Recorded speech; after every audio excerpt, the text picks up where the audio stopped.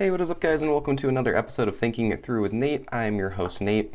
In this episode, I have on a guest, my very good friend, Alex Suzuki. We had a fantastic conversation on things like corruption, hypnosis, identity, media, activism, and quite a bit more. I know you guys are going to like this one, so definitely check it out. Without any further ado, Alex Suzuki. All right, I have with me my friend Alex Suzuki. How are you doing today? Good. How are you, Nate? Doing well. Good. Thanks for coming on. So we'll just jump right into it. So a topic that we talk a lot about pretty much every time we hang out is corruption and how that's pretty much destroying the state of our country. So how would you summarize your view of what's happening with corruption right now? Okay. If I had to simplify it, it would be lack of transparency and lack of accountability at the highest levels of our government. Cool. So when you say lack of transparency, what kind of things are you seeing that aren't transparent that should be? Mainly in the higher courts. Mainly in cases involving government agents and government actors, politicians. There's a lot of corruption, and it gets seen in the courts. But I just feel like a lot of times things are withheld by the state for the state, and like Epstein, good example. Like, Yeah. nobody who's actually partook has been charged. There was one scapegoat. You know what I mean? Yeah. Like, that's the kind of transparency, I guess. That's probably the best example. Gotcha. So, and that is a perfect example because, and you're talking about Ghislaine Maxwell. I don't know if I said that right, but Ghislaine, whatever her name is. Yeah. So, so her case was completely not public, right? Like there was hardly any information that got out from what actually happened in her case. Right. So, that's one of those situations that would have led to us actually understanding what really happened and trying to dismantle any remaining network. Right. What happened? What happened? Why was it that way? What happened? Yeah. Well, I don't know. There's a whole lot of clues, and there's a whole lot of things that are left unanswered. And I feel like that is happening. I mean, that's the most extreme example, but like, it goes so deep. Like, who are they protecting by withholding all of this information? A lot of their own people. A lot of people that maybe we know of. Yeah, true. So, I mean, another one that kind of came to light is Prince Andrew, and he's been under the spotlight lately, so there's a lot of... Yeah, the media will talk about him. Yeah. Why just him, then? What about the other people? Yeah. Because we have some names. You know what I mean? Like, we've got some information. Yeah. We've got enough information to know, like, we done with this? Like, something's off. Well, we should at least be investigating these people. Like, why were they? Even Bill Gates. And like, Bill Gates hung out with him. He tried. Yeah, he tried to use his connections to get a Nobel Prize. So, I mean, it's crazy how much of a community there is at the top of our society. How they are really just one community. It is. There's a lot of names for it. There's the deep state, or the elites, or the rich assholes. Everyone has their name for it, but. Yeah. Everyone knows that corruption is happening right now. So with all of this corruption happening, why aren't we able to accomplish anything like more transparency, more accountability? Well, I don't know, because I feel like our law really is set up to succeed. Like, there are some legal precedents that have been set over the years that I definitely disagree with, that they can use as loopholes that, and that's a scary thing about watching what's going on in the courts, in my opinion, is that we're watching legal precedent being set that, will be referred to in the future. So, like, I don't know. I hold the courts with a high esteem, but I feel like I don't know how. Maybe it's finesse. The Epstein thing, Ghislaine Maxwell thing, like, it sucks. These people suck. Yeah. And why aren't the courts doing what they're supposed to do? Maybe they are. I don't know. And that's the crazy thing is it's such a complex issue. Yeah. And there's so many moving parts, and there's so many people, and there's so much legalese, and there's so much. You know what I mean? There's like Yeah. it's so hard to follow, and so it's disorienting just by its own nature. Nature is a good word to start with, I think, because when I think about corruption, I try to understand it at the simplest level. How does one person get to the point where they make an action that is no longer benefiting the good of everybody? And that's what you're supposed to do if you're in government. You're supposed to be a public For servant. healthcare. Right, healthcare, anything Do like no that. harm. Yeah. It's the first rule. Right. And yeah, pharmaceuticals are a perfect example of how that's gone awry. You watch TV and you'll hear like a medication that it's like this has the ability to give you cancer and give you paralysis and heart attacks and strokes and high blood pressure and talk to your doctor and see if it's right for you. Yeah. It's like, where did the Hippocratic Oath go? Right. Do no harm. Like, yeah. It sounds blows my mind. like more risk than it's worth. Yeah, man. And to think that a lot of America is probably on multiple of those every day. Yeah, and how many of them have been asked their diet? Yeah. How many have them been prescribed a diet plan? Yeah, based A on their meal body plan, type, based like- on their genetics. Well, exactly, because Yeah. everybody's different, and that's the thing is like, you know, there's so much to cooking, there's so much to nutrition, there's so much to health and kinesiology, you know, like physiology, like it's not, you know, most people don't spend all their time looking into this stuff and researching it. And if you go to a doctor, like first thing, the most valuable thing I should say that I think they could do would be, you know, let's go over your genetics. Let's make you a meal plan. Absolutely. That gives you a grocery list. You know, like Yeah. people don't know how to cook, so they eat fast food all the time, or they just you know they spend all their money. Like Yeah. we could be so much more efficient. And I think if people are paying doctors, which they are, and people are trusting doctors, that's what they should be doing. Yeah, true. It should be a healthcare system and a sick care system. I Yeah. love that slogan. Yeah, I like that. Yeah. So what do you think happens? So I guess this is what I was kind of aiming at was we know what is in the public good. Everybody has a general sense, like, and if you know these topics such as health, such as being responsible to the public good, basic things like that, and pay attention to them, spend a little bit of effort on accomplishing those things, it's really easy for anybody to just understand what it means to try to produce a better world. But what happens when these people get to the highest levels?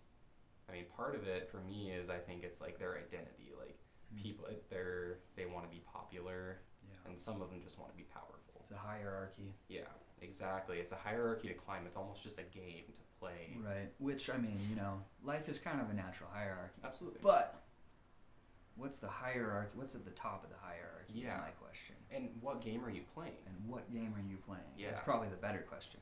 It's super interesting to me because I realized this the other day. So, you know, I kind of work tangentially to politics. I'm trying to reform the system. Yes. So I was thinking about this the other day, thinking, what gets people into politics? Why do people just all of a sudden decide, you know, I want to like run for office and move all the way up this chain? Well, there's a few reasons. Some people genuinely want to do good. It's really easy to get corrupted even if you're those people. Yeah. But some people just want to climb. They just want the power, and they realize that the power lies in politics because that's our government. That is the biggest power we have in our country. Yeah. So anybody who cares about making an impact has to go into that game. Mm-hmm. And all of a sudden, it's really the belly of the beast. You have the most intense fighting and the most thought of and evolved ways in humanity to this point being played out in the political sphere. Mm-hmm. And so, I don't know, I guess to me it's just crazy that those are the kind of people that rule our country. Yeah. So, I don't Yeah, know. it's so true. It's so Yeah. true because it's almost like a popularity contest at the very highest levels. Yeah. It's almost like it's so weird. I don't understand. I can't pretend that I understand what it's like up there, Yeah. but I can observe it from a very, you know, sort of third person lens, and it just seems so weird. It's just like it's not a hierarchy of competence. It's something else. That's a good way to put it. It's something else, and I don't know what it is. Yeah, well, and the way I'm kind of conceptualizing it, it's like there's all these competing interests. almost everyone in the highest like forms of government have their own specific aims and goals that they're competing for individually, which is really weird in and of itself. There's no constituencies represented anymore at those levels. Right. But at the same time, we're supposed to perceive them as like this unified front. Yeah. We're supposed to perceive them as a voice of the people. Yeah. When they've got like their own, they're so disconnected from the average American. Yeah. You know what I mean? Like, they're not playing our game. They're playing a different game. And so, like, to think that they're the voice of us is just insane. Well, and that's how they operate, in my opinion. From what I see, they'll tell you what they know you want to hear. Yes. And people eat it up. Yeah. Because we're so suggestible. We're so disoriented. There's no good anywhere to aim at, so. Yeah. I mean, you said there's no good anywhere to aim at? I mean, in terms of political, like, appearances. Like, there's no candidate in anywhere for me that I'm like, you are actually 100% acting for the good of the people, right? So that's what's disorienting to me. Right. Yeah, to put that in a better way. Yeah, it is, because, you know, and that's the thing, too. It's such a complex web that, you know, like, how can you even say, like, this person isn't acting in the... You know what I mean? Like, because this person right now might be doing everything that they can to, like, bring our country back. And, like, you know, but their past. This is the thing about cancel culture, too. It's like, let's dig up everything in the past. And, like, that holds even more weight than your character now. Or, you know what I mean? It's like... Absolutely. It's really disturbing to see that happening. You know what I mean? To see, instead of us as a society, like, trying to have discourse, it's just like label. It's so easy to just turn somebody off because you perceive them as a certain label. It's just happening. Yeah. That's a huge problem right now. Yeah. So, what do you think happens to these people? Do you think that these people are born into this, and this is just the game they play from birth? I mean, a lot of them. Hunter Biden is. Sure. Absolutely. Yeah. Most of these politicians probably. I mean, they're born into so much money. Yeah. Like, they can go to any school that they want. They can do, like... Yeah. I don't know. It's like... I think a lot of them... I don't know where Obama came from. That's kind of interesting. I mean, I know he was an interesting politician for a little bit, but... Went to Harvard. And you've got Trump, game show fucking host, real quick.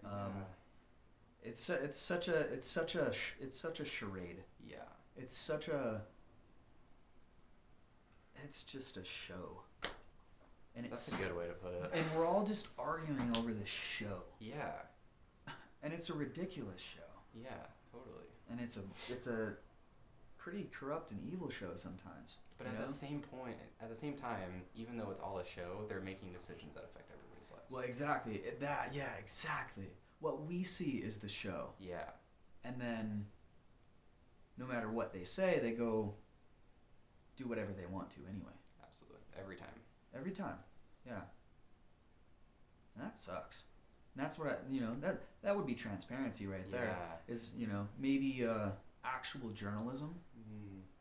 I like that. Honest journalism. Yeah. That isn't controlled by a corporation. You know what I mean? Because, like, we're all right in our own way. We're all right about what we're saying. Like, I believe that in a way. Like, I believe that there is truth in everything that everybody's saying, but once we get polarized and fanatical about it, people start fighting each other. We become tribal, Yeah. I think that's where the division comes in. It's like they've been able to make us identify with a certain ideology or a certain, I don't know. Identity, yeah, for sure. And, I don't know, that's... tribalism. It just creates war. Yeah, and I think it kind of alludes to what you just said. Like, they're privately run companies, they're these corporations, and they profit off of encouraging tribalism. That's what gets the clicks, that's what gets the views, that's what gets the subscriptions. Yeah, and I think I know why. Because of your limbic system. Okay. because of your emotional psyche. Like everything that creates panic is created by fear, and it's very easy to generate fear. And they did it. They're good at it. They can generate fear so easily. Yeah. Like, man, like they understand hypnotism. They understand subliminal conversation. You don't have to, like, people think of hypnotism as stage hypnotism, like they walk up and shake your hand and then you're asleep real quick. Yeah. But what about covert hypnotism? Yeah. What about long form conversational hypnotism? Yeah. So That's the what way I see. that I see this happening is they'll use certain, phrases that seem innocuous, right? Mhm. That seem like these are just normal things that we say, blah, blah, blah. But the way that they use them and the topics that they're talking about, they convey a value, right? Mhm. That's not explicitly said. And by watching this over and over again, you get this like deeply imbued sense that this is your value. And that happens with anybody. But then you get into a conversation with somebody who's challenging that, and you don't know how to substantively reply. You don't know why you're upset, but they're violating your value, but you don't know what that value is because it's never been said to you. It's not yours. Yeah. Yeah. And your value is not yours. Yeah. Yeah. That's a good point. Yeah, I totally agree. And I it's true because I've done that. I was that. Yeah. I've been that, and it's like it's wild, man. It didn't come from my parents. It didn't come from my friends. It came from the media. Right. It's the internet. It's what titles are portrayed to you 100%. over and over. Yeah, and I think that people get so arrogant. I've talked to multiple people about this recently, but I think people get so arrogant about their subconscious or about themselves, thinking that they know themselves, thinking that they know what they're unconsciously up to, but you don't. It's your unconscious because you don't know. You can't ever perceive it. Yeah. You'll get hints from it. I think that it'll show you through the things that grab your attention. You don't control that. It's like something, Yeah. if you're scared of a snake, like that's not your control, you know what I mean? That's something deeper. Right. And so when we hear, like you were saying, these phrases, they're what do they call them in hypnotism? It's just like a keyword. Oh, yeah. You know what I mean? Like you refer back to this word, and you'll repeat it, and but the thing about covert hypnotism is that you don't have to. It's not so obvious that it's happening. It'll be that you'll hear it on the news one day, and then you'll see it in a headline one day, and then a couple days later you'll hear it again, and like I think everybody would agree that that's been happening. Absolutely. Like if you've been paying attention at all, you see that, and it's a real thing, But And we're so arrogant yeah. to think that we're impervious to it. Totally. Like the subconscious is so susceptible to just influence, It's just really there's a word I'm looking for, suggestible. Suggestion. It's so suggestible. And we were kind of talking about this before we started recording, but like Carl Jung and his ideas of like understanding the subconscious mind. One of the things I really enjoyed about his teachings is that there's a way that you can try to start to bridge the subconscious and the conscious mind. And I think being in tune with that, trying to understand exactly what's happening, being aware of what those hints are, being aware of where your emotions come from is super important, or else you're just a reactionary machine. Yeah, 100%, dude. It's all survival mode. You're just you're not operating from, like I guess Jung would have called it shadow work. Yeah. Right? Yeah. So if you're unaware of the unconscious, well, it's guiding you more than probably your conscious mind in a lot of. Yeah, I think I could say that. Well, pretty your confidently. subconscious directs your attention. And it holds more information at any given moment Yeah. too. So it directs your attention. Who knows all of its functions, man? It's probably just integral to the way we perceive everything, the way we talk to people.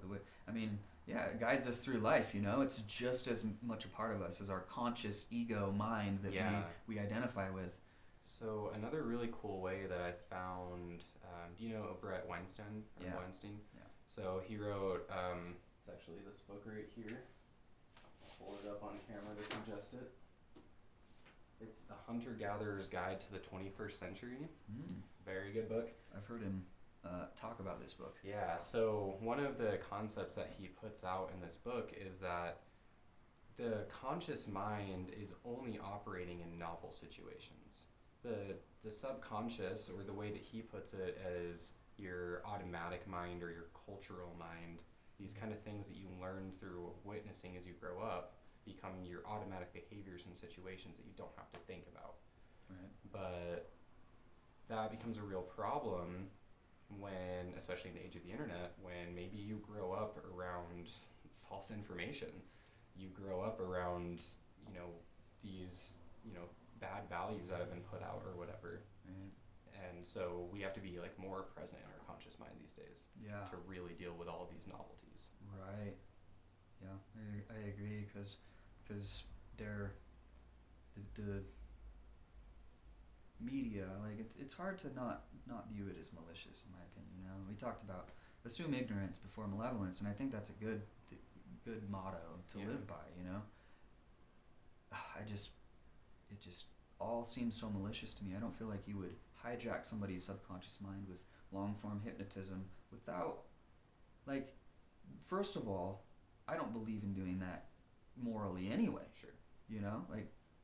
I've been studying hypnotism for a long time, since I was in high school, 11th grade, or maybe 10th grade. It's when I started studying meditation, and I got into hypnotism because I wanted to make myself meditate. I wanted to go deep, so I would record guided meditation, hypnosis sessions for myself, right? Cool. Yeah, it was cool. I should do that again. But yeah, man, like,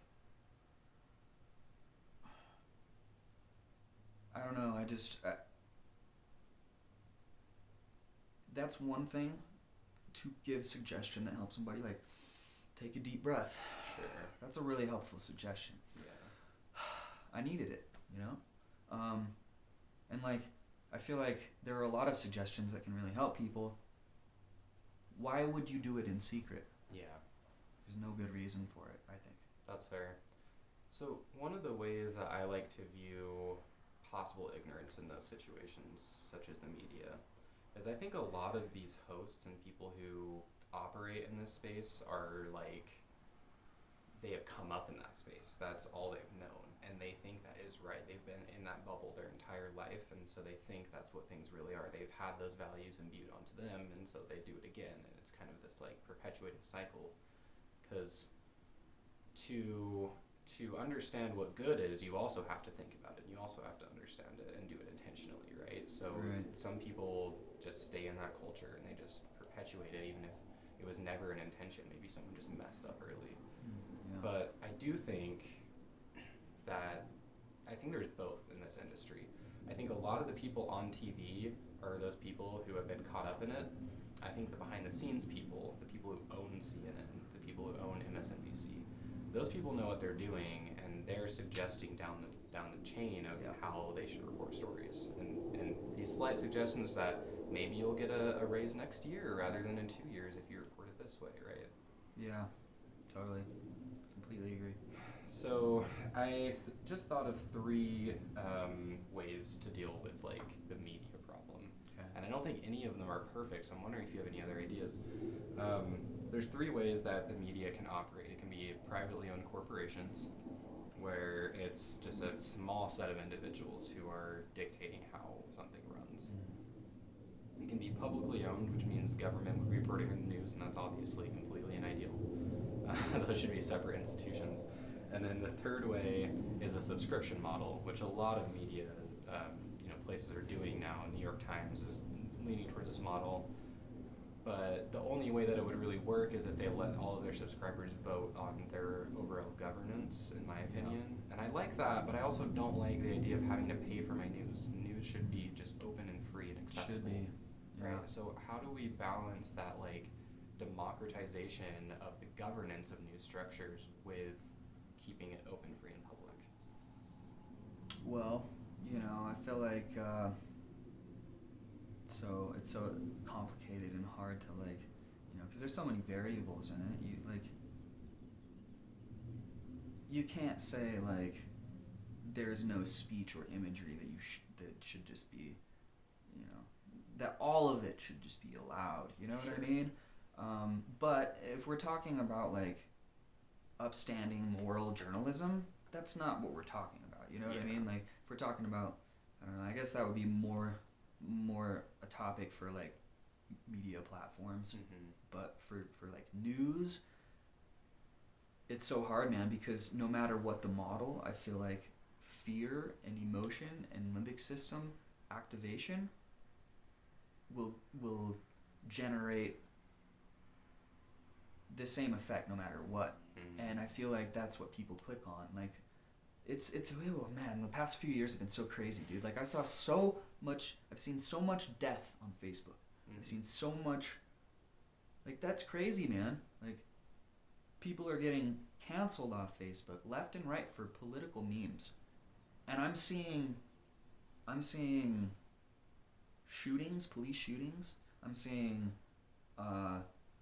riots. I'm seeing people getting like just, you know what I mean? Like not right now, but in, you know, the very recent past, like they allowed that and they promoted it. And like that to me is just crazy because I've seen some of the stuff that gets blocked off of Facebook, some of the stuff that gets fact checked off of Facebook. And so, you know, there was a very real fear campaign, and that's an emotional thing, man. Like that really, I feel like, messed with a lot of us. And at least subconsciously, like, you know, it's chaos. At least as soon as we open Facebook, it is. Totally. I mean, that's immediately your perception of what's going on out there. So, what do you think incentivizes Facebook, for instance, to perpetuate more? Well, I guess it's the engagement model, right? I guess just trying to get people to engage with your platform has been the goal of social media. It's been the goal of news media for so long. But it's all, to me, it's all profit driven. It is, I think, too. The only thing that's kind of saving us right now is moral independent journalists who don't care about the incentive structure. But that's not a good model. I don't want to have to rely on that to save us, right? So how do we change the incentives of the news media and social media? It's like, who's to say the media outlets are better than a sole independent journalist? You know what I mean? Like, because the rap sheet sucks right now. The only thing that I see in benefit of, like, cable news, for instance, is the fact that they can get a camera crew on a live situation instantly. So those kind of things are really beneficial to have in place, I think. But for the most part, just being able to report, maybe we should, I don't know, maybe that's a good point. Maybe we should de-incentivize from large media structures. Maybe that should be illegal. I mean, like, why should one giant conglomeration get to tell us what's happening or what reality is like? Because how much good news do you hear? You know? Not really a whole lot. And I'll admit, I'm bored by good news. Well, we are. It's because that bias, man. Once our emotions get into it, even if it's a bad emotion, we're invested now. You know? That's why it's so powerful. So I don't know, man. I think as long as media companies can make us feel this way and get us involved in something that we wouldn't normally care about. Like, how many people were political before the last freaking 2 cycles, you know? Like, I was kind of getting into it with, like, with Obama. Like, I was, I was following it slightly, but not like I am now, I voted you know? for Bernie in 2016 because I was like, it sounds like he's better than Hillary. Right. And I was emotionally in it because I was like, hell no. Because the media makes you identify with somebody. It makes you identify with the ideology or I don't know what it is. What do you think it is? What do we identify with? Like, well, identity can come from anything. True. You know, and I think could be unconscious too. I don't even know. One of the weirdest dynamics I've witnessed with identity is that identity lashes out, and I think identity is pretty much synonymous with ego. Identity lashes out when there's chaos around, or in other words, it tries to expand itself. It tries to present itself as a bigger, stronger front. or the way that plays out psychologically is that when we experience a world of chaos, we try to cling to whatever we can that feels strongest to identify. And the thing that originally made me think about this, but it happens all over the place, was the emergence of people specifically identifying as trans. When I guarantee you that the amount of people that are currently coming out of trans in the last 2 years are not all trans. I have a trans friend, and like I know people who are trans, and it's like it's a real thing, and you have to, of course, be respectful of those people. But it's really interesting to me that this happened right around the time when the world basically just blew up, right? Why is it happening when all of a sudden, like, all the chaos is happening on social media in the past 10, 15 years, right? That's one of the weirdest things I witnessed about identity. Is it's such a, it's an adaptable thing. It's not a constant thing. Right. Yeah. So to definitively identify as anything might be a bit of a mistake, in my opinion. Yeah. Right? If I identify with anything, that's an attachment to just an idea. Exactly. Because I don't. First of all, I have no idea what's going on in my subconscious. Yeah. So how could I identify with any part of that? You know, how can I identify with the parts of myself that operate without my knowledge? That's a good way to put it. So it's almost like the difference between people identifying as trans and people being trans. Like, that to me is a really important distinction that nobody's talking about right now. And it's the same thing with anything you can identify with, just as you said, right? It's identifying with fitness or being fit, right? Right. Yeah, exactly. It's your story. Yeah. It's not necessarily the reality. Yeah. You know, I mean, I guess so, because we create our reality, so. Yeah. Like, it's a really complex topic. It is complex, and it's like, you know, if you get into the nitty gritty of it, like, first of all, I think you should do whatever you want to do, and like, if I'm gonna start talking about a line, you know, like where do you draw the line when it's I don't know what the word would be, maybe like something somebody's born with versus something somebody just wants to identify with. Yeah. Like I've never really given too much thought to that distinction. It's like, you do what you want to do. I think that everybody's trying to get down everybody's throat and trying to tell each other how to live. Yeah. When most people don't even have their own room cleaned. Yeah. When most people don't even, you know, they don't even have any structure, organization, or order in their own lives. Yeah. So. Yeah, and I guess that's another one of those things where it's just like, why are people trying to solve these problems of identity before they clean their room?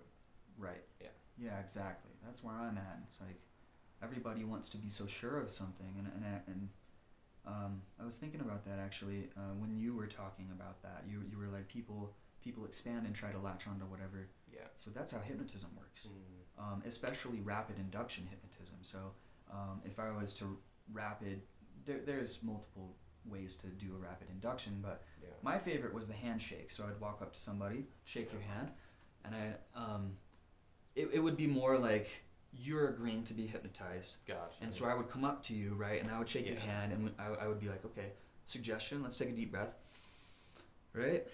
And then I'd be like, all right, let's relax our shoulders, you know, suggestion.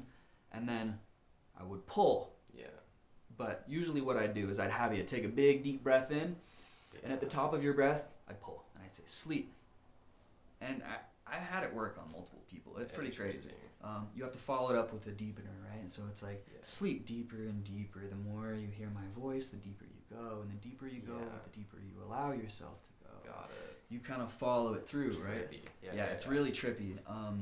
But the reason that works is because when I jerk your hand, your brain doesn't know what the hell's going on. You just took 2 suggestions. I built rapport with you. You just took 2 suggestions. Yeah. And now that's all gone because I just, you know, and your brain looks for any suggestions. It's hyper suggestible at that point. But there's a split second where, you know, like if you don't say sleep, like that's why you say sleep, because that's a real suggestion.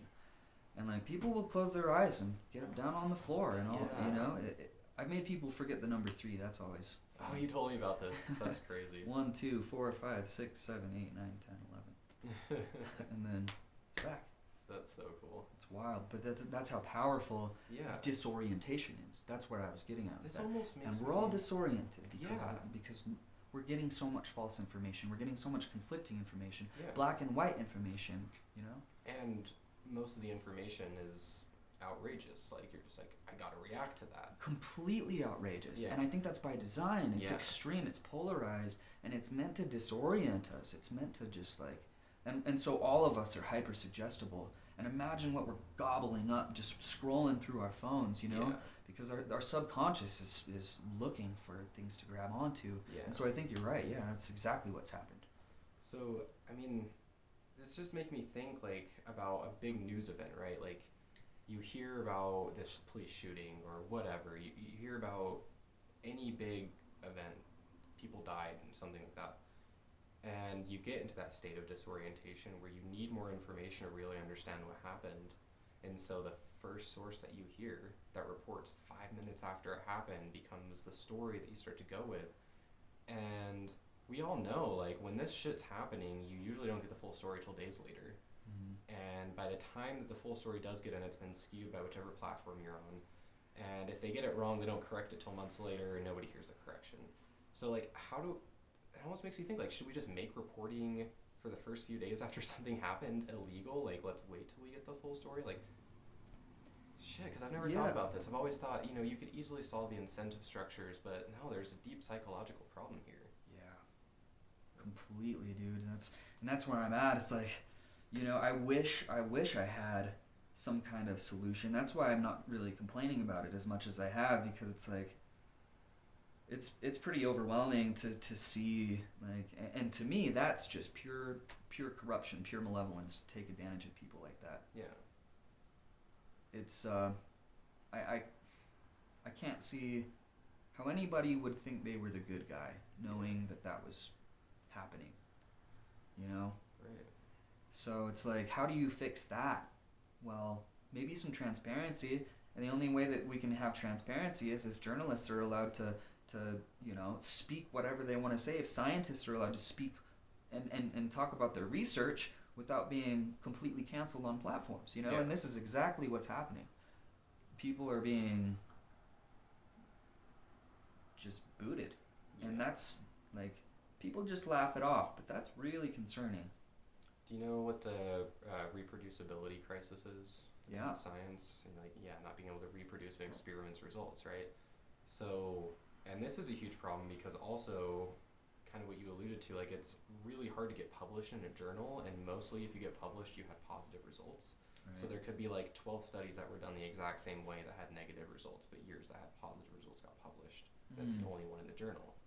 That's interesting. And it's part of that reason, like you said, like, people just aren't allowed to publish unless there's something that's attention grabbing or maybe just confirming of a bias even. Confirming a bias. Well, yeah, like who approves it? Why do they need to get approved? Yes. You know what I mean? Like, is this science or Yes. is this just whoever's homework is best to get? Yeah. Like, to who? The only thing that I think that should be It's criteria crazy. for approving it is if the study was done well in accordance of the scientific Well, of method. course, there are a lot of That's bad the studies. only I've thing. read a lot of those. Yeah, that, like, don't even list their limitations or anything like that.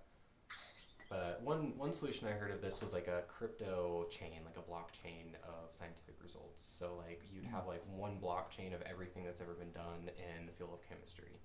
And so you could see every study that's been done that's met a certain criteria to be a good study. You can see every time it's been reproduced, what percentage of the results happened each time. We need something like that. I don't know if that's an idea that can That's be fully interesting. I never fleshed thought out, about but that. yeah, I'm really excited about the potential for blockchain to solve a lot of these transparency and accountability issues. I mean, yeah, it seems like it has the real potential. I mean, it's happening right now, you know. People dog on it, but the only ones that really don't want us to know about blockchain and crypto are the ones at the top. The ones that want to control the money. I mean, they're doing it, you know? Yeah. They're 30% tax on crypto. Are you kidding me? Like, It's fucking insane. it's insane. Like, Jesus why are we Christ. why are we trusting these people at all? Why, Yeah, like they don't that, even know what blockchain is. Exactly, and they're just stealing our money and then doing what with it?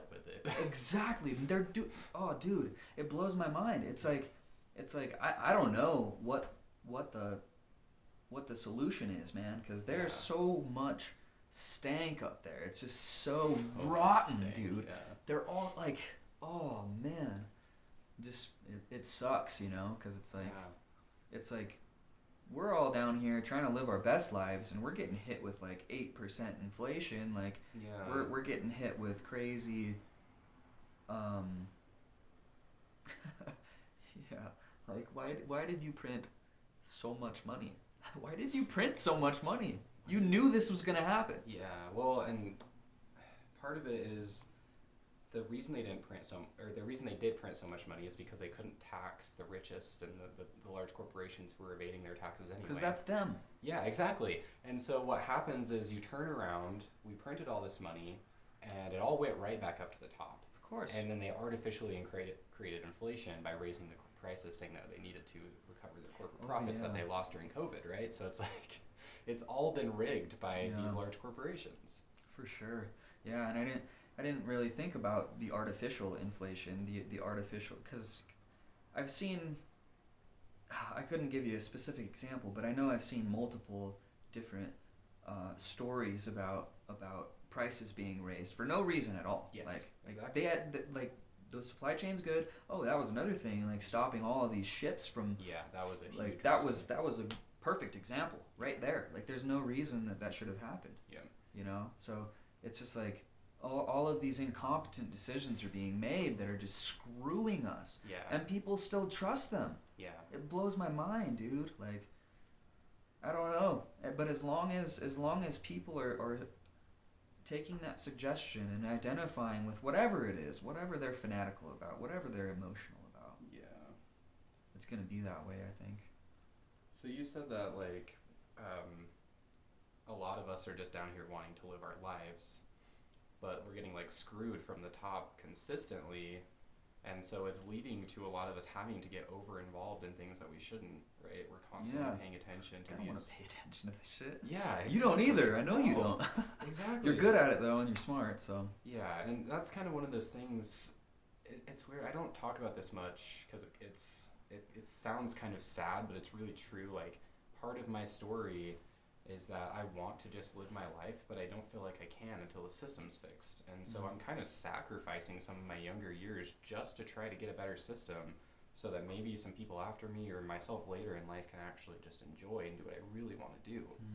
But yeah, I shouldn't be that way, you know? And that's one of those things that, like, I really want the people at the top to understand that message, because a lot of people right now are doing this. A lot of people are getting involved in activism over causes that should have been solved 30 years ago. Right. Yeah. And I think people are getting involved in activism that doesn't necessarily even need to be happening. Absolutely. Like activism in general. Like I don't know how great it is in general, because like, okay, you're what is activism? How would you define activism? To me, activism or activists are people who try to solve issues like fixing legislation, for instance, is a main target of activism. Okay. Trying to alter legislation through means of collecting just a bunch of people with no official capacity, right? Yeah. So you're not lobbying people in the legislature or anything like that, or I guess in a way you are, but you're doing it with a large group outside of the system. Mm-hmm. That's how I see activism. I see. Yeah. I'd say that's pretty much how I think about it. I think that there's an inherent tribalism within activism, though. You usually have your predefined issue, and then you have your predefined enemies. Yeah, well... Your opposition, I guess I should say. Think but there's a real emotional thing there, too, once you get into it, you know? I think there's... Most of the activism that's portrayed right now and that most people join and actually participate in is cultural activism. And cultural activism. Yeah. That's... Oh, okay. Yeah. Because I would say that what I do running this nonprofit, this is... That's political. it's political activism. Well, and cultural activism can be political in a sense. I would say for me it's more so cultural too. it's election reform, it's corruption activism. Like, you know what I mean? Like, it's Mhm. very focused on fixing a system to be more representative. Mm. But a lot of people are jumping on board again with identity movements. It's a large part of it. Yeah. Is we want to be active in just identity, and that's for some reason what a lot of people have deemed as the most important issue of today. I don't. That's the problem I think that you're kind of alluding to. Completely. Yeah. Yeah. You just hit the nail on the head for sure, and that's really it. It's like there's politics, and then there's identity politics. Yeah. And politics plays identity politics, but then they do real world shit Yes. that actually affects our lives, you know, and theirs, but it usually works out in their favor, Yeah. you know? Yeah. So it's like, yeah, I guess really, in my opinion, identity politics is really what sours all of it, because then it becomes about me, you know, it's your identity, and it's not even probably yours. It's probably a group identity that you Yeah, have. and people still get defensive about it. Of course. Yeah, but you know, like, Yeah. even if I don't know, I just don't believe in group identities. I think tribalism, like, we are one tribe. Yeah. We are humans. We, like, the only thing dividing us is the people up there that don't want us to unite against them, Yeah. in my opinion. Agreed. You Yeah. know? I think that any living being should be able to coexist in peace. We Well, should. intelligent living beings, I guess, right? Yeah. So even if we discovered aliens at some point, if they were intelligent beings, my group identity, like you're saying, should expand to them as well, right? We are beings that exist in the universe, Yeah. you know? Totally. Yeah. Why don't... It seems like so many people haven't learned that lesson. That was one of the first lessons that I remember really opening my mind. Yeah. Yeah. Well, and it is. I was like, I want to be a good person. You Yeah. know? So it just made a lot of sense to me. Yeah. Because we learned that. We learned not to be racist. Yeah. We learned not to, like, bully people. You know what I mean? Like, was just really cool. good wholesome values. Yeah, it was really cool. I remember it was probably about in high school when I started thinking back about those signs that are always in your classroom about tell the truth and all this kind of stuff. And I Yeah. remember thinking, like, Some solid yeah, affirmation. that is good advice. Like, I should Yeah. tell the truth. So, Yeah, totally. You know, and, like, I don't think anybody would argue that. I Yeah. think that most people have the best intentions that they can think of. Yeah, I think and everybody wants to be the good guy, and I think everybody thinks they are.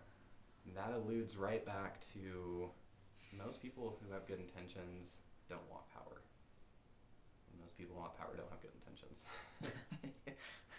So Fair enough, man. that's interesting. So like if you try to solve for the governmental power vacuum that's occurring right now, the only way that I can think is to make it so that they're really not that powerful. Yeah, and the only way that you're gonna do that is to show people and lead people away from all of the dogma. Yeah. And that's the biggest issue that I see. Dogma.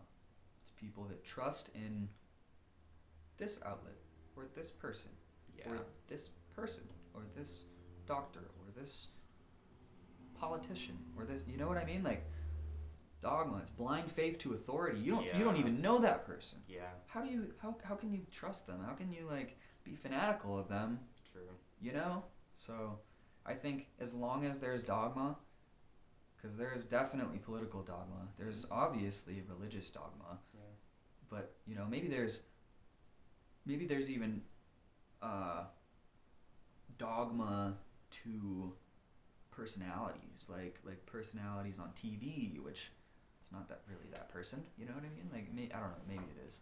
It's kind of going off on a. No, you're right though. I mean, we were kind of mentioning, like, you know, if you ever get on Tinder and you see people like identify with things in their bio, you know, you see that same exact. I'm thing. proud redneck. I love Trump. Yeah. Or, like, you know, Yeah, or I'm a leftist. I Like, watch the Kardashians leftist feminist. every day. Or I'm a Kardashian. Exactly. You know, I'm a believer. Yes. It's like, dude, like, I don't know. Some people are just having fun. Whatever. Do your thing. Yeah, Like, if you're joking, I'm not gonna that judge happens. you. It's mainly political ideologies for Yeah, me. It's mainly when you just, like, you know, like, I love this country. I think America is one of the best countries, if not the best. We have free speech. Yeah. For now. For now. For now. nowhere else has that. People don't understand that. That is Yeah. something that sets this country apart. And the more I see happening, the more I see that slowly getting choked Well, yeah, because out of existence. I see it from both sides, because there's this like growing left-wing movement that's like really liking the idea of valuing public good over individual freedom and going too far with that. Like, to me, I think there's a line to find there, and it depends on the issue you're discussing.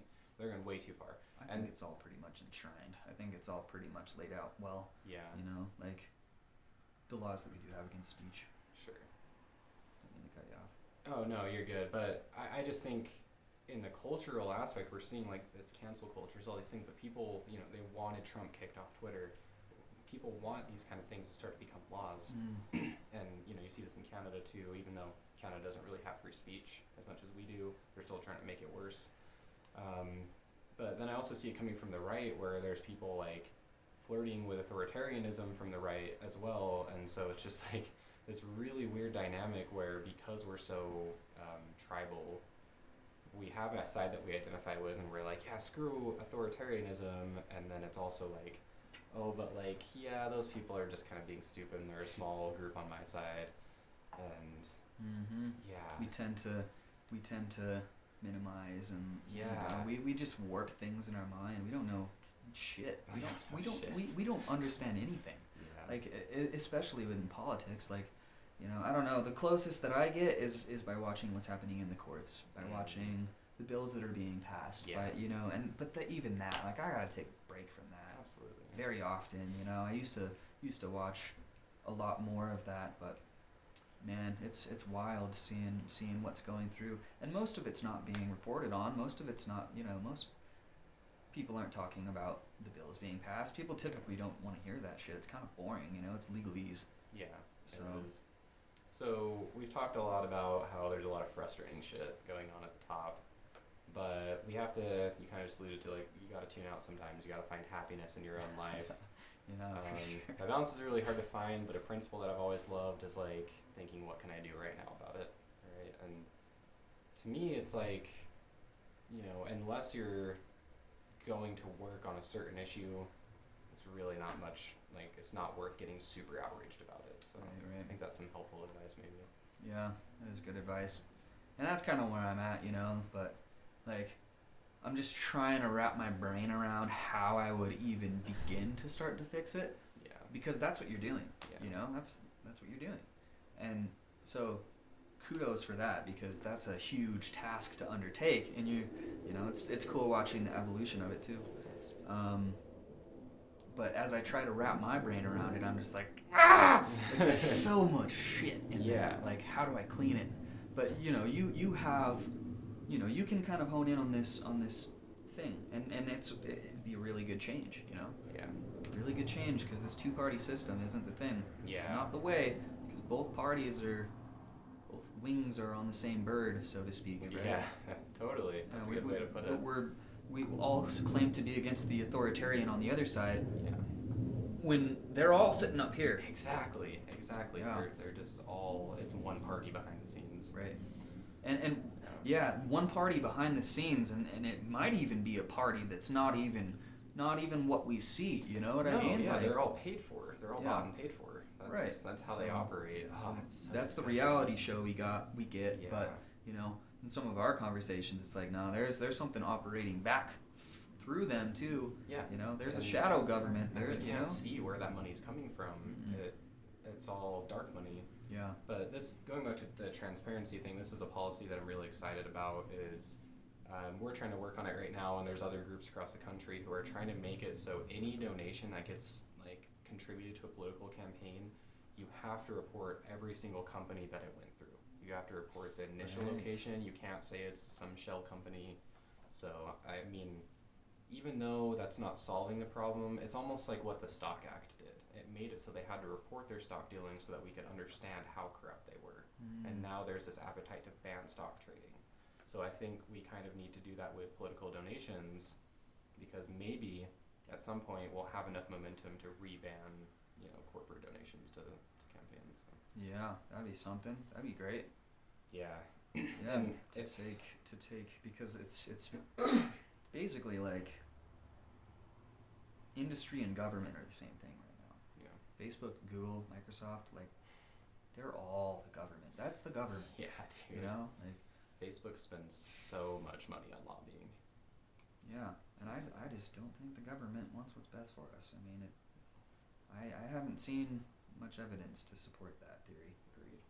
And I think it does get better when you get to local government. Yeah. It's really weird to go to city council meetings and they're just like these dudes and girls that are just like normal people, making decisions on your roads and stuff like that. So that kind of stuff is encouraging. Corruption hasn't reached city government yet to an extreme degree. Oh yeah, well, I don't know if that. Maybe New York City and those big governments, Yeah. but Yeah, well, that's good. That's promising. Yeah. I don't want it to just trying to put a glimmer reach of the faith. cities. Yeah, let's keep it out. Yeah. Doesn't end up well for people when that kind of corruption gets into your city. Yeah, so I think this is a good, place to build on. Maybe we can like organize locally and go from there. But Yeah. Solid. word.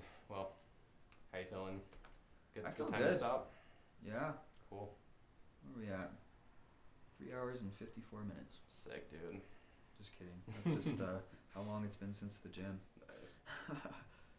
But yeah, man, One that's day cool. we'll get to a 4-hour podcast. I feel like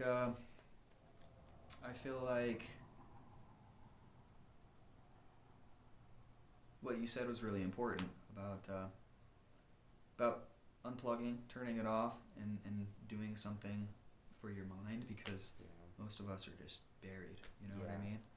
And there's so many things that you could be doing. There's so many things we could all be doing. There's so many fun things and exciting things that we enjoy. I don't know. I think a lot of people don't know what they want. Yeah. What they want to do. Totally. I think that would help. Figure that out would be super helpful. And again, it's hard because a lot of times people use that as a message for political apathy, which can become a problem. Like too many people yeah. just want to tune out, and that's how we get screwed over continuously. We do have to be somewhat self-governed, but it's all about that balance. We do. Politics, see, that's the thing, is like, without politics, we wouldn't have a country where I can go buy an iPad at the store right now. Yep. You know what I mean? Like, it's amazing. I feel like a little bit of gratitude Yeah. and a little bit of direction for people, like, because we need politics to be able to sustain a complex society like this. Yeah. So we need it, and that's why I'm so torn about it. Yeah. So gung ho, dude, get them. Hell yeah. Fix the system for Let's us, do it. for us all, please. Trying. If I can do anything, let me know. I don't really know Always. what I do, but we're recording a podcast. We're talking like open-minded people, and I think that's one of the most important things. It is. That is the number one tool of making big change, is having conversation. And to what you said, like, to help, that's all we need. Is we need people to go out, set up a table at a festival, set up a table at a college, and just talk to anyone who walks by. That's how we win. It's so wild, dude. When people equate words to violence, it's like it's a whole other thing. But I think for the most part, people are pretty reasonable, and people are willing to have a discussion as ideologically attached as we might be. And especially if you can frame that discussion outside of politics. As hard as that is, if you can frame it outside of that partisan viewpoint, everyone hates corruption. So that's a good starting point. We all do. Exactly. Yeah. And I don't know. I think anybody right now would be lying to themselves if they said otherwise. Yeah. If they said any part of our government operating right now is operating without corruption. Yeah. Because our government is the corporations. So if you hate the corporations, which I think we all pretty much do at this point. Yes. As much as we use them, you know what I mean? Yeah. It's like, obviously there's good to be had, but we got to balance that out. We can't just let them rule us. Like, they're supposed to be a service for us. Right. So our silence is complicitness. You know what I mean? And that's how societies get overrun by tyranny. Yeah. We discontinue these kinds of conversations, and we tribalize amongst ourselves, and we ostracize that guy. We don't talk to him anymore. Yep. We can't hear. We wouldn't even be able to contemplate his perspective. And the media has done an excellent job of just putting us all in our corners. Yep. Like, absolutely. yeah. So Here's to unity, I suppose. Yeah, absolutely. We're all one. Do it. We're all one. We are all God, I think. Yeah. Universes. Cool, bro. Oh yeah. Good Thanks, talk. man. Appreciate it. Thank you. Thanks for watching this episode of Thinking It Through with Nate. As always, you can help me fight the algorithms by subscribing on Supercast, link down in the description. If you're watching on YouTube, go ahead and follow, hit that like button and bell icon. Thanks so much for watching, and I'll see you in the next one.